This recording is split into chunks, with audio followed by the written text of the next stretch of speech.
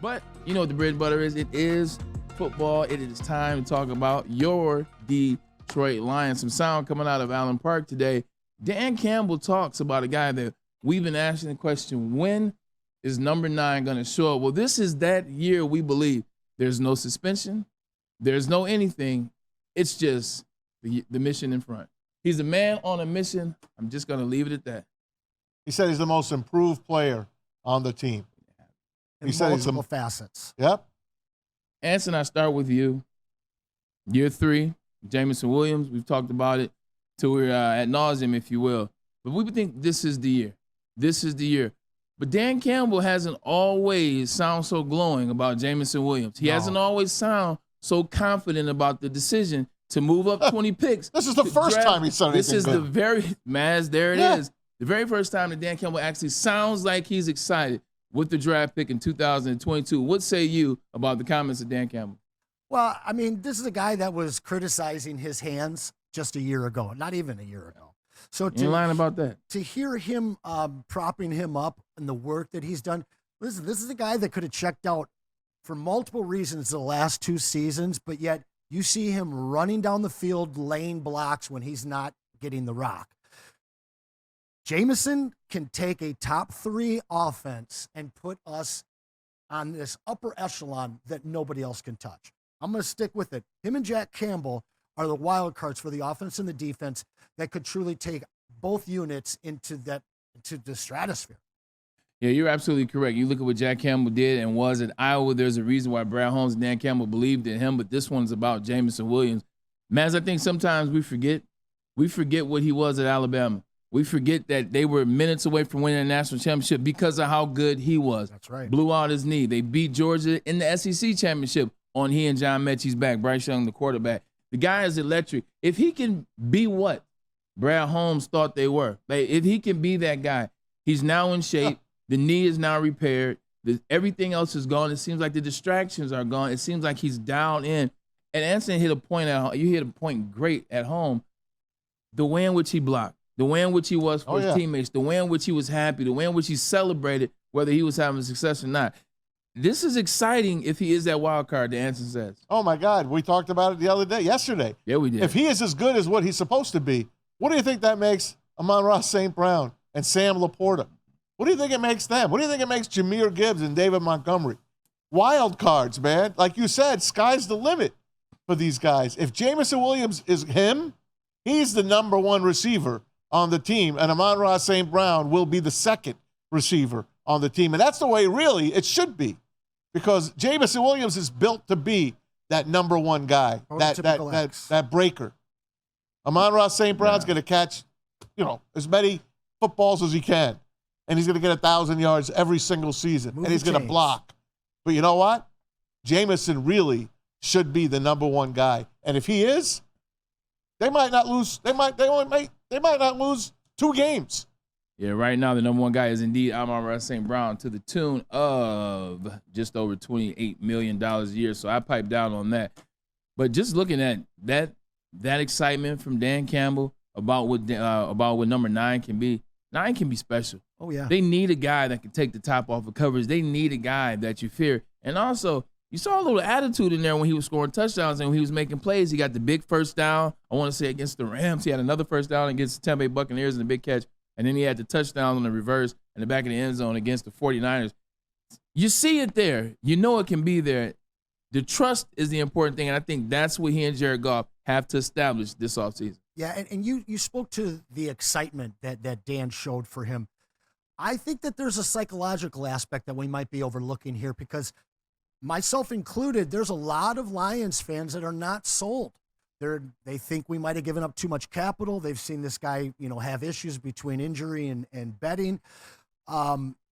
It's important for everybody to be on the same page with Jameson. It's important for the Lions faithful to support him and be excited about him, I think, instead of people kind of, why is he out there? Maybe we should get somebody else some time.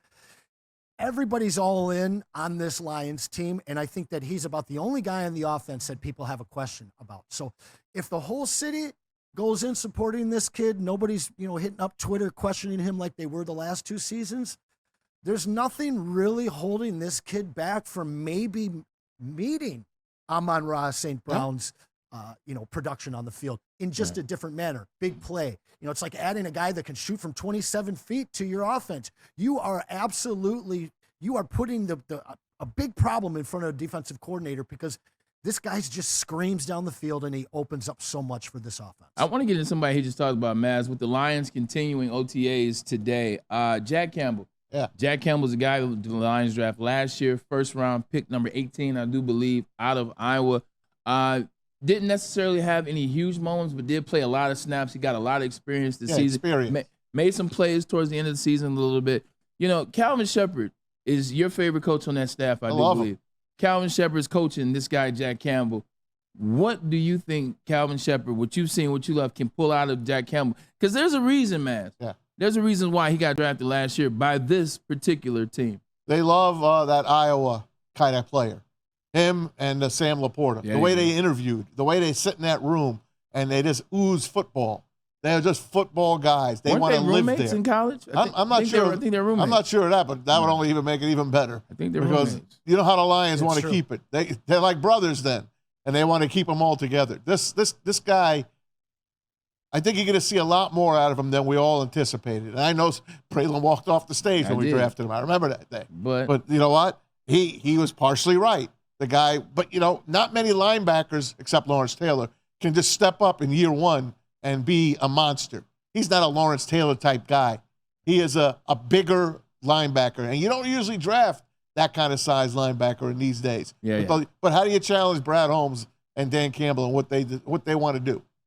You know what? In their first round, they pretty much hit for the most part. We're waiting to say we think Jameson Williams is going to be that. I think it could work out, but I got to give a little bit of grace. I think I got to give a little pushback to myself, Anson Wells. I did walk off the set last year when they drafted Jack Campbell. I did say his size, 6'5", 251 pounds. They're not drafting Brian Urlachers anymore. Guys are like Fred Warner, Ted Greenlaw. Those are the type of guys that they're drafting. Fast. They can knife in there. They come up. They fill the holes. But you know what I didn't give them grace on? We talked about that defensive line not necessarily being a defensive line that you can win games with last year. We talked about a lot of inconsistency out of who's going to be in the middle. Is it Liam McNeil? Is it Isaiah Buggs? Is Isaiah Buggs deactive this week? James Houston didn't play last year, so they didn't get the other side. Josh Pascal, is he playing? Is he in? Is he out? Jack Campbell didn't have the guys in front of him that he could actually be a better player. Because when the guys in front of you are better, you're a better player. Linebackers, when they're good, DBs are really nice. Defensive line, when they can play, when they can fill those holes, when they make it one-on-one with you and the running back or the quarterback or the tight end, makes it a lot easier for you to be the player that you could be. The Lions now have added DJ Reader, who you're very excited about. They've added Davenport. James Houston is back. We're going to see if Josh Pascal can be that guy. Jack Campbell should take that next step because I think his defense is taking that next step. Yeah, and you look at our front seven last year, and with the names you mentioned that were out, our speed of our front seven just wasn't there. We didn't have the heavy run stoppers and lane cloggers in the middle that we're going to have this year. So I think you hit the nail on the head. Jack Campbell in a middle linebacking role, which, as Maz said, it takes a little bit of time to learn that, wasn't surrounded by speed to make up for his lack of speed. This is an IQ player. This is a guy that should be calling the plays for the defense as early as this year, maybe even. So I think that when you add in those names that you talked about, the Pascals and the Houstons, and then the Reader in the middle, this all of a sudden should mask his lack of speed and start to highlight his cerebral play and his ability to make plays in the middle. Hey, getting back to Jameson Williams, Eric Woodward of ESPN covers the Lions very well. We want to give him credit for this. He did catch up with J-Mo about him coming into the season healthy and ready to go. Into your third season. My mindset is just being just to get better, do better than I did last year. Help the team out a little bit more in a lot of ways. But hearing that come from my coach, it means a lot because I've been working and I've been putting in work ever since the season ended. So I feel good hearing that. What does it do for your mindset when you got no restrictions, not injury, no suspension, or you can really come in and just focus on football? What does that do for your mental going into a year? It does a lot, you know, because this my third year. Just really my first year going out there, getting real reps with the ones and, you know, moving around with the ones, getting reps with JG and things like that, just moving around, getting the right splits and everything, just feeling comfortable, you know. So this is my first year doing all that, and it just feel good going into it. Are you excited? Yeah, I'm really excited. Yeah. So likable. He's very, very likable. Well, but how much different is that Jameson than the guy we got as a rookie in his interviews? God. What? He's grown up. Yeah. Well, yeah, he grew up because he's only 20 years old, and he was 20 years old getting drafted, and not only just 20 years old getting drafted, but he's 20 years old getting drafted and coming off an injury, which when you get hurt, I got drafted at 22.